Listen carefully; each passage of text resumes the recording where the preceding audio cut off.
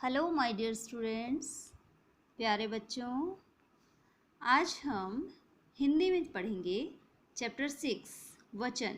हिंदी व्याकरण का चैप्टर 6 वचन। नंबर। बच्चों, वचन क्या होता है? शब्द के जिस रूप से हमें यह पता चले कि वो चीज़ एक है या अनेक हैं, एक या अनेक का बोध कराने वाले जो शब्द होते हैं वो वचन कहलाते हैं। जैसे बिल्ली दौड़ रही है, और यह है कि बिल्लियाँ दौड़ रही हैं। बिल्ली और बिल्लियाँ, हमें बिल्ली नाम से ही पता चल रहा है कि ये एक के बारे में बात कर रहे हैं। यदि बिल्लियाँ हमने देखा तो हमें पता चल रहा है कि एक से अधिक के बारे में हम यहाँ बात कर रहे हैं। इसी तरह से लड़का पढ़ रहा है, लड़के पढ़ रहे हैं, तो लड़का एक वचन है और लड़के बहुवचन है। बकरी घास चर रही है, नाम से ही हमें पता चल रहा है कि एक बकरी की बात की जा रही है।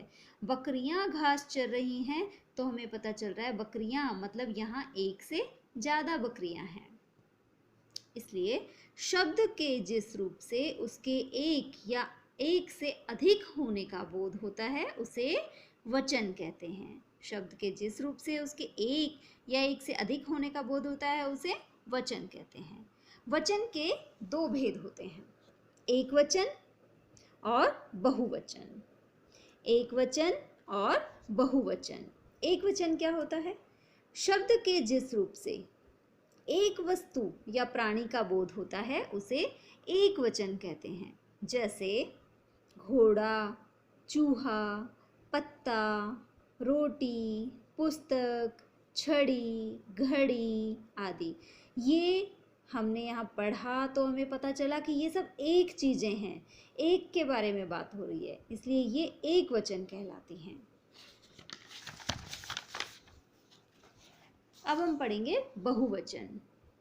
शब्द के जिस रूप से उसके एक से अधिक होने का बोध होता है उसे बहुवचन कहते हैं। एक से अधिक होने का बोध होता है तो बहुवचन, और एक होने का बोध होता है तो एक वचन।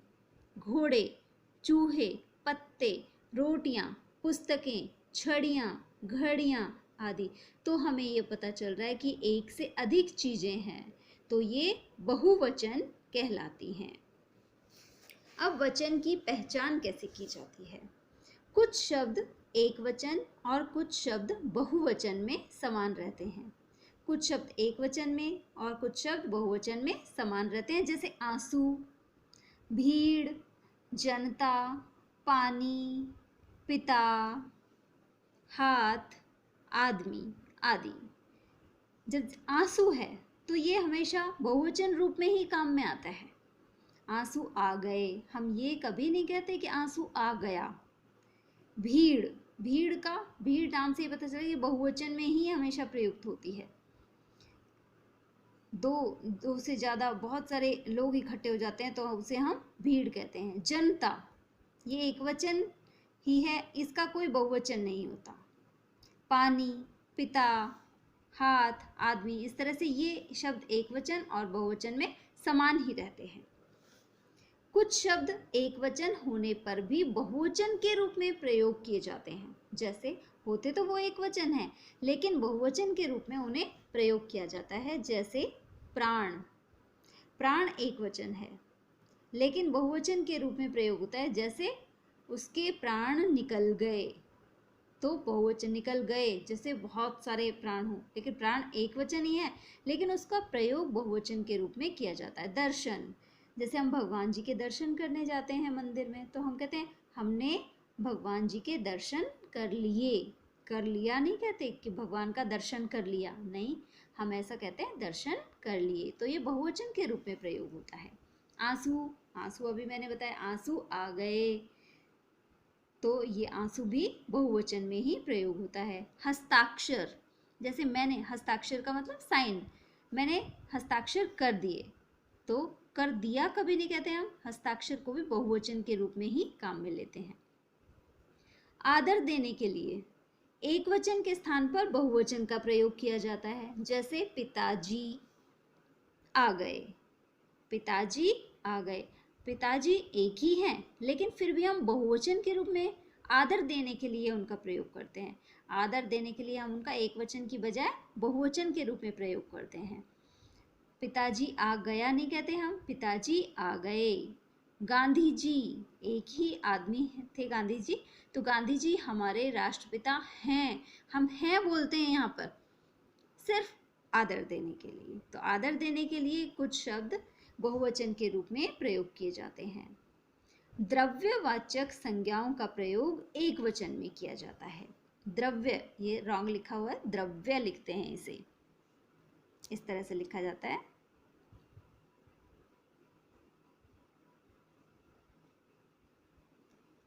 द्रव्यवाचक संज्ञाओं का प्रयोग एक वचन में किया जाता है, जैसे सोना, चांदी, पत्थर, गेहूं, चावल आदि। ये एक वचन के रूप में ही प्रयोग किए जाते हैं। और आपकी बुक में आगे बहुत सारे एक वचन, बहुवचन लिखे हुए हैं। आपको सारा एक बार रीड करना है, पढ़ना है और लर्न करना है। यहाँ भी देखिए आप बहुत सारे एक वचन और उनके बहुवचन लिखे हुए हैं, जो आपको पूरा लर्न करना है, पूरा उसे पढ़ना है, समझना है। कोई भी दिक्कत हो तो आप मुझसे पूछ सकते हैं। आगे है हमने सीखा। इस चैप्टर में जो कुछ हमने पढ़ा है उसके मेन पॉइंट्स यहाँ पर हैं।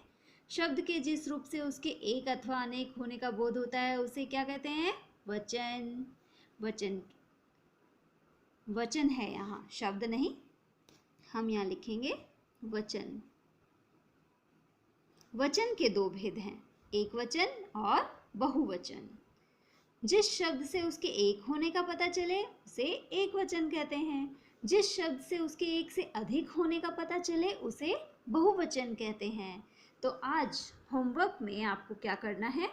हमने सीखा, ये इसके मेन पॉइंट्स हैं 4। आप यहाँ शब्द की जगह वचन लिख लेंगे। वचन के दो भेद होते हैं।